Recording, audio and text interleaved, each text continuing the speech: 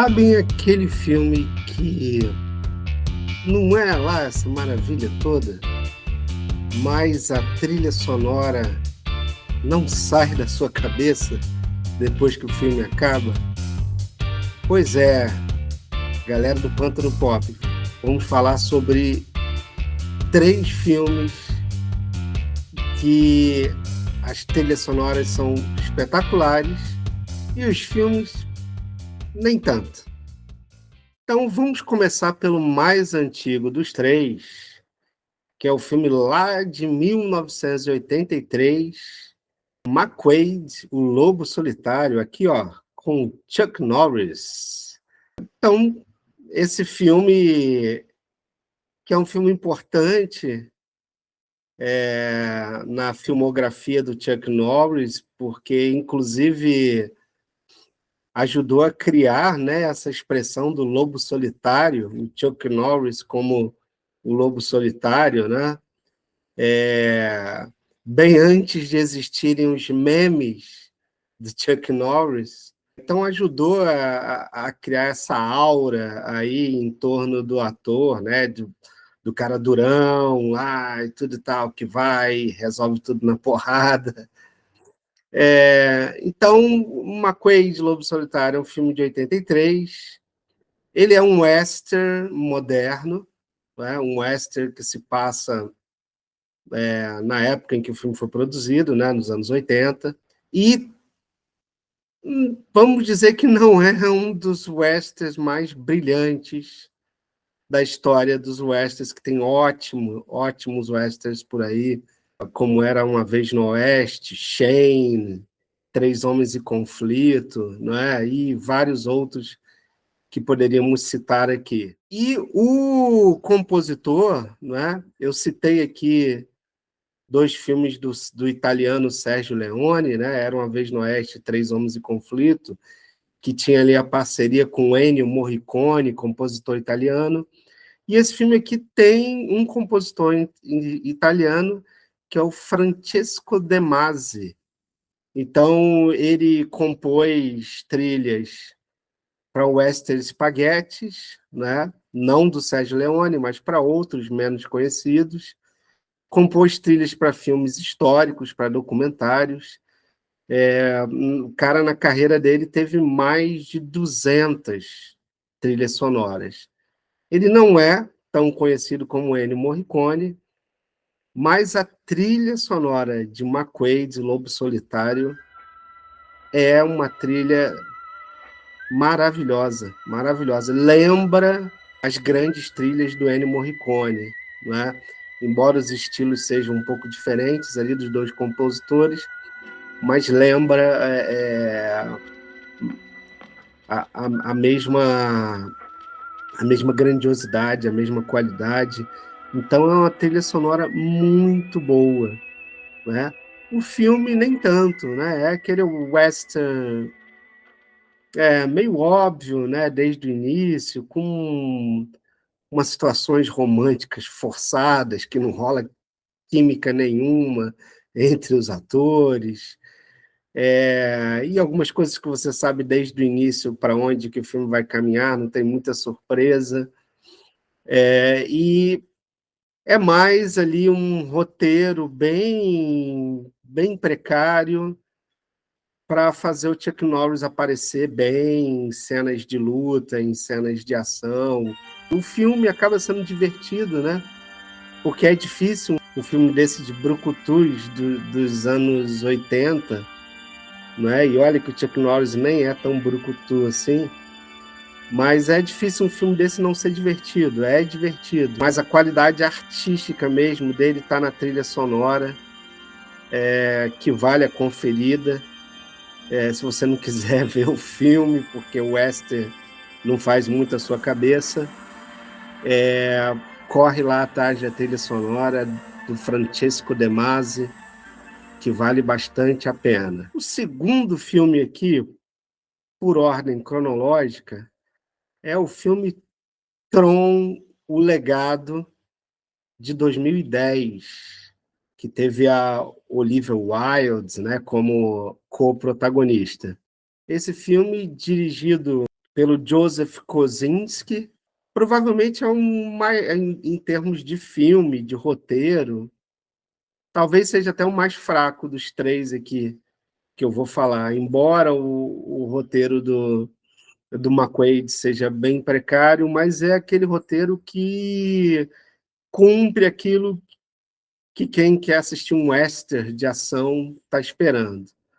E já o roteiro do Tron Legado, eu acho que ele não cumpre muito bem aquilo que um fã de ficção científica espera, né? Então, houve o filme lá dos anos 80, Tron, né?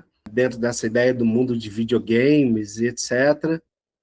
E aí eles lançam em 2010 uma continuação super tardia, que o roteiro não entrega realmente um bom filme de ficção científica, não. Tem lá o Jeff Bridges, a presença dele é sempre uma presença bacana num filme, mas não é o suficiente para salvar o roteiro. Mas a trilha sonora da dupla francesa de música eletrônica Daft Punk. E essa trilha é simplesmente espetacular, né? O filme, embora o roteiro não seja tão legal, ele tem efeitos visuais muito interessantes, mas esses efeitos visuais eles se tornam mais interessantes, mais grandiosos por causa da trilha sonora. A trilha sonora do Daft Punk ali rolando. É um caso assim que o abismo entre a qualidade do roteiro e a trilha sonora é gigantesco, porque a trilha sonora é uma das melhores trilhas que eu já testemunhei assistindo ao filme. É muito boa. Por exemplo, tem lá uma cena que um protagonista cai de um determinado local e aí entra a trilha daquele momento chamada The Fall, né? E aí quem entende de música sabe como eles pegaram essa coisa da queda, né? E colocaram dentro da música para que a música descreva a cena. É simplesmente genial a trilha do Daft Punk, mais um dos bons trabalhos dessa dupla de música eletrônica excelente, tá? Que surgiu lá em 1993, né? E que atingiu o sucesso no seu último álbum, né? Antes de se dissolver, foi o maior sucesso comercial do Daft Punk, mas a trilha aqui do Tron Legado vale muito a pena. Se você não se encanta com efeitos visuais e não quiser assistir ao filme, corre aí atrás da trilha no YouTube, que vale bastante a pena. Galera, e vai parecer aqui implicância minha com Joseph Kosinski, o diretor, mas o terceiro filme da lista também foi dirigido por ele, que é o de 2013, não é? A ficção científica de ação Oblivion, protagonizada ali pelo Tom Cruise. Tá? Tom Cruise com Morgan Freeman no elenco. Tá?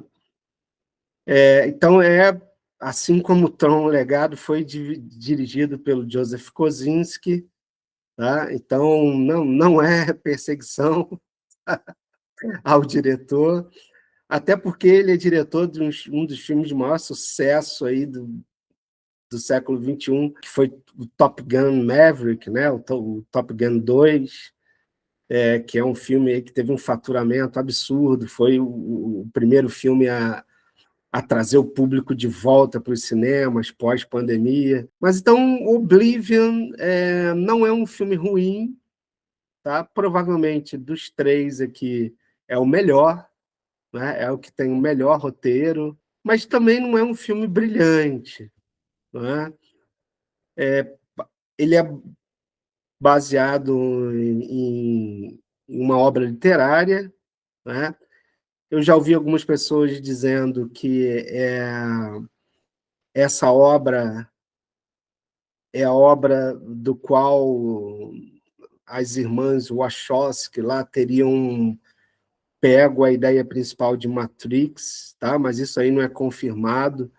Tem algumas semelhanças, né? São 3 protagonistas, um cara jovem, um outro mais velho que funciona tipo como um mestre, uma mulher que vai ser o par romântico do mais jovem, e tem toda uma coisa da realidade que você pensa que vive e depois você descobre que aquela realidade não é exatamente aquilo.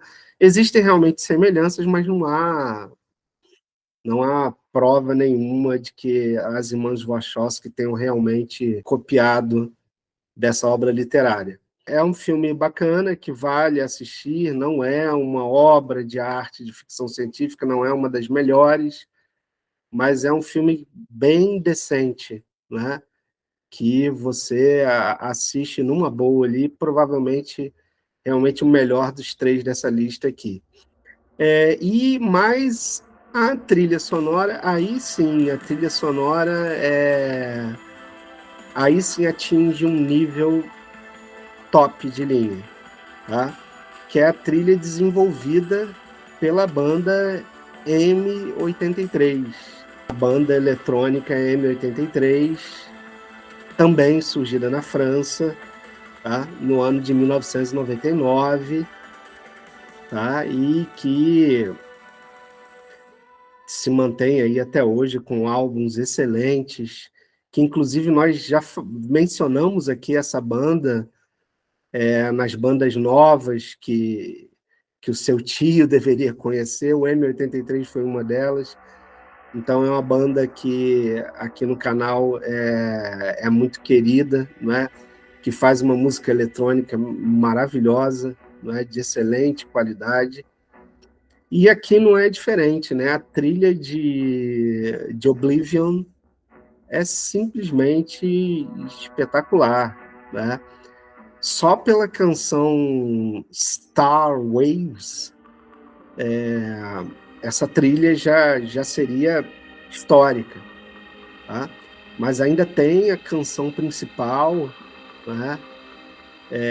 Que é uma parceria do M83 com a cantora Susan Stafford.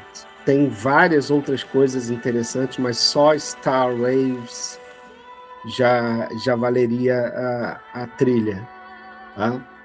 Então esse aqui vale conferir o filme e vale 1000% conferir a trilha do M83, interessantíssima, né? E afinal de contas é uma banda que tem o nome de uma galáxia, né? E vocês vão ver que a história do Oblivion tem tudo a ver com espaço sideral, então casou ali direitinho o som da banda com o filme, então a trilha sonora é perfeita, tão perfeita que é melhor do que o próprio filme. É isso aí, galera. E vocês lembram aí de filmes cuja trilha sonora é melhor do que o filme? Deixa aí nos comentários. Não esqueçam de curtir esse vídeo, né? Para ajudar o canal aí a se fortalecer cada vez mais. Falou, valeu!